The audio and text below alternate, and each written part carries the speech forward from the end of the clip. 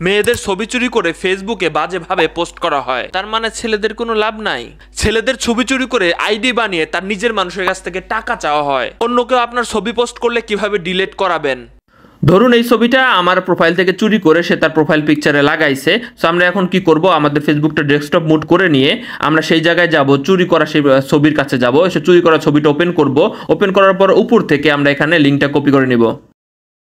আপনি যে কোনো একটি ব্রাউজারে চলে যাবেন, ব্রাউজারে অবশ্যই ফেসবুকটা লগ ইন দিয়ে রাখবেন। এরপরে গুগলে গিয়ে সার্চ দিবেন ফেসবুক প্রাইভেসি ভায়োলেশন, প্রথম যে লিঙ্কটা আসবে এখানে ক্লিক করবেন। এরপর আপনার কি চুরি করেছে, সে ফটো, ওকে ভিডিও চুরি করলে ভিডিও।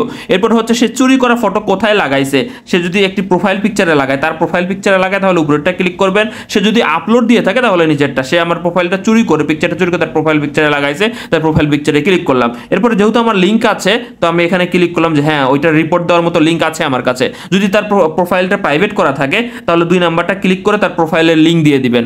এরপরে হচ্ছে 2 নাম্বারটা আউটসাইড অফ ইউএসএ, আমরা যদি ইউএসএর বাইরে থাকি তো এরপরে মাই প্রাইভেসি। এরপরে এখানে আমরা যে কপি করলাম যেটা রিপোর্ট করব, অর্থাৎ যে চুরি করা ফটোর লিঙ্কটা আমরা এখানে দিয়ে দিলাম। এরপরে হচ্ছে আপনার এখানে কান্ট্রি সিলেক্ট করে দিবেন, আমরা কান্ট্রি সিলেক্ট করে দিচ্ছি বাংলাদেশ। এরপরে হচ্ছে আমরা এখানে নিচের দিকে টিক মার্ক মারবো, এরপর এখানে সেন্ডে ক্লিক করব। এরপর আপনার জিমেইলে কোড যেতে পারে, কোডটা দিয়ে ক্যাপচা পূরণ করে জাস্ট সেন্ড করে দিবেন। কিছুক্ষণের মধ্যে ফেসবুক সেই ছবিটা রিমুভ করে দিবে। আপনার প্রোফাইল অবশ্যই লক রাখুন।